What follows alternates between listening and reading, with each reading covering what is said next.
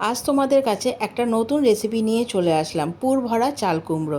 অবশ্যই বাড়িতে ট্রাই করো। দেখো আমি চাল কুমড়োগুলোকে কীভাবে কেটে নিয়েছি। এভাবে একটু মোটা মোটা করে কেটে মাঝখানটা চিড়ে নেব। এবার ভেতরে যে পুরটা বানাবো তার জন্য প্রথমে নিয়ে নিলাম কিছুটা সাদা সর্ষে, তার মধ্যে নিয়ে নিলাম কিছুটা পোস্ত, আর নিয়ে নেব ড্রাই কোকোনাট পাউডার। আমার বাড়িতে তখন নারকেল ছিল না, তাই আমি কোকোনাট পাউডারটাই ব্যবহার করেছি। তারপরে নিয়ে নেব স্বাদ মতো নুন। এবার এটাকে একটুখানি পেস্ট করে নেব।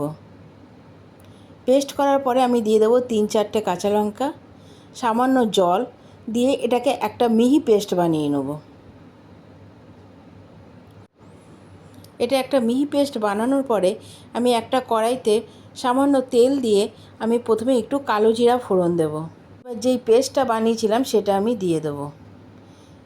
নুনটা এর আগেই অ্যাড করা ছিল, তাই এর মধ্যে আমি কোনো নুন অ্যাড করলাম না। মিনিট 5 মতো নাড়াচাড়া করার পর তার মধ্যে দিয়ে দেবো সামান্য হলুদ আর সামান্য মিষ্টি। এবার বেশ খানিকক্ষণ ধরে এটা নাড়াচাড়া করব, যতক্ষণ না এই পুরটা পুরোটা টেনে আসছে, শুকনো শুকনো হয়ে যাচ্ছে, ততক্ষণ এটা আমি কড়াইতে নাড়াচাড়া করব। এবার পুরটা যখন রেডি হয়ে যাবে তারপর আমি এটাকে নামিয়ে ফেলবো। তোমরা কিন্তু অবশ্যই একবার এটা বাড়িতে ট্রাই করো। এটা কিন্তু গরম ভাতের সাথে খেতে দারুণ লাগে। দেখো আমার পুরটা কিন্তু হয়ে এসছে। এবার এটাকে আমি নামিয়ে ফেললাম। এবার সেই কড়াইতেই আমি বেশ খানিকটা জল দিয়ে যেই চাল কুমড়োগুলোকে আমি কেটে রেখেছিলাম সেটাকে আমি এক এক করে দিয়ে দেবো। চাল কুমড়োগুলি দেওয়ার পরে তার মধ্যে আমি দিয়ে দেবো কিছুটা নুন আর সামান্য হলুদ। এবার এটাকে আমি প্রায় 10-15 মিনিটের জন্য সেদ্ধ করে নেব। নুন আর হলুদ দেওয়ার পরে আমি 10-15 মিনিটের জন্য এটা ঢেকে রেখে দেবো।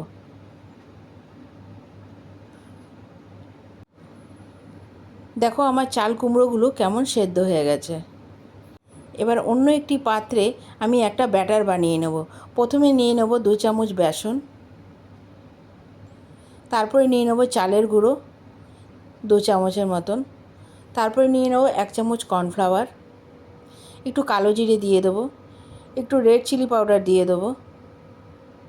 দিয়ে দেবো স্বাদ মতো নুন আর হলুদ গুঁড়ো। এবার জল দিয়ে এটা একটা সুন্দর স্মুথ একটা পেস্ট আমি বানিয়ে নেব। ব্যাটারটা যেন খুব পাতলা না হয়, একটু ঘন ঘন যেন থাকে। দেখো ঠিক এরকমভাবে হবে। এরপরে যে চাল কুমড়োগুলো আমি সেদ্ধ করে নিয়েছিলাম তার মধ্যে আমি যে পুরটা বানিয়েছি অল্প অল্প করে ভরে নেব। ঠিক এইভাবে একটা একটা করে আমি রেডি করে নেব। দেখো এক এক করে আমি কিন্তু প্রত্যেকটার ভেতরে পুর ভরে নিলাম। ঠিক তোমরা এইভাবেই কিন্তু করবে। আমার কিন্তু একটা একটা করে প্রত্যেকটার মধ্যেই পুর ভরা হয়ে গেল। তোমরা বাড়িতে অবশ্যই একবার ট্রাই করো আর আমাকে কমেন্টস করে জানিও যে এই রেসিপিটা তোমাদের কেমন লাগলো। এবার দেখো আমার প্রত্যেকটাই রেডি হয়ে গেল। এবার আমি যে ব্যাটারটা বানিয়েছি তার মধ্যে আমি একটা একটা করে চুবিয়ে ভেজে নেব।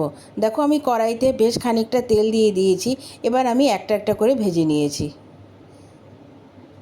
আমার রেসিপিটা যদি তোমাদের ভালো লাগে তাহলে আমাকে অবশ্যই কমেন্টস করো। আমি কিন্তু তোমাদের কমেন্টসের অপেক্ষায় থাকি। আমি এবার একটা একটা করে ভেজে গরম ভাতের সাথে এটা সার্ভ করেছিলাম।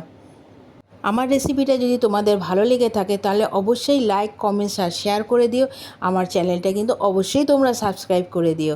আবার আসবো একটা নতুন রেসিপি তোমাদের সাথে শেয়ার করতে। তোমরা সবাই ভালো থাকো, সুস্থ থাকো। এখনের জন্য টাটা।